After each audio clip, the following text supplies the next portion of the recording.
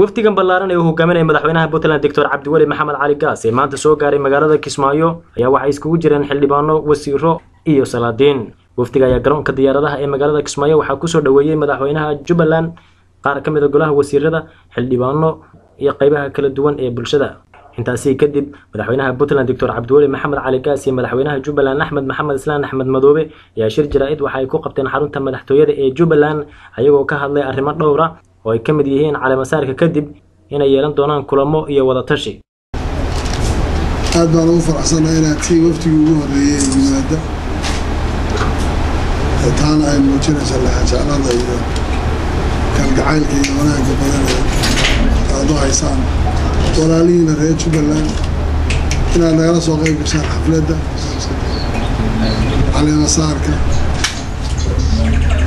أنا رجعني إن شاء الله أنا واحد بدل وكمان كوضع حالي دون هدي العيلة والجودان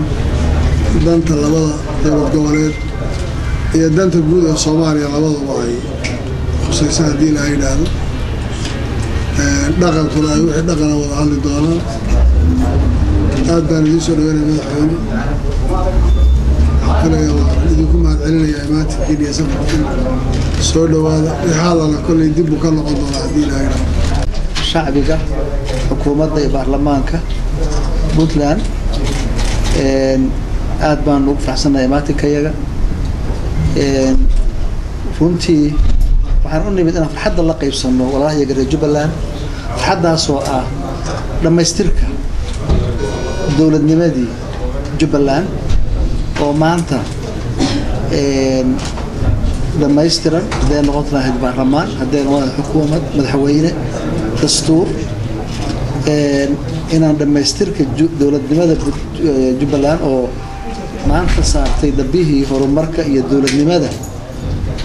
inaanu la qaybsano farxadda walaalahay ayaan u nimid aad iyo aad baan ugu faraxsanahay waxaan rajaynayaa in sida madaxweynuhu sheegay wax badan aan ka wada hadalno ama xiriirka labada dowlad ha noqoto ama xiriirka ama yani arrimaha guud ee Soomaaliya ha noqotee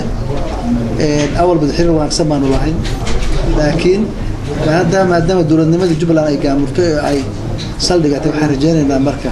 xiriir joogto ah ee dhanka haykalka dowladnimada institutionskuna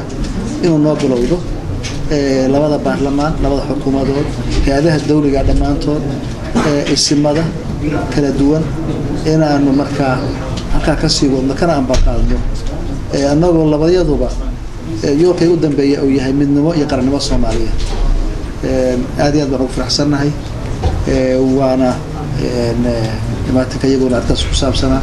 magaalada Kismaayo ayaa waxaa laga dareemayaa qabanqabada caleemasaarka madaxweynaha Jubbaland waxaana dhowrkii maalmood magaalada Kismaayo la keenay ciidamo dheeraad ah kuwaas oo lagu talagalay in ay sugaan amniga magaalada Kismaayo. waxaa sidoo kale la sugayaa in magaalada Kismaayo ay soo gaaraan wafdi ka socda dowladda federaalka ee Soomaaliya, dowlad goboleedyada dalka ka jira, urur goboleedka IGAD, beesha caalamka iyo dowladaha dariska. Mas'uud Cabdullaahi Aadan, SBC, magaalada Kismaayo.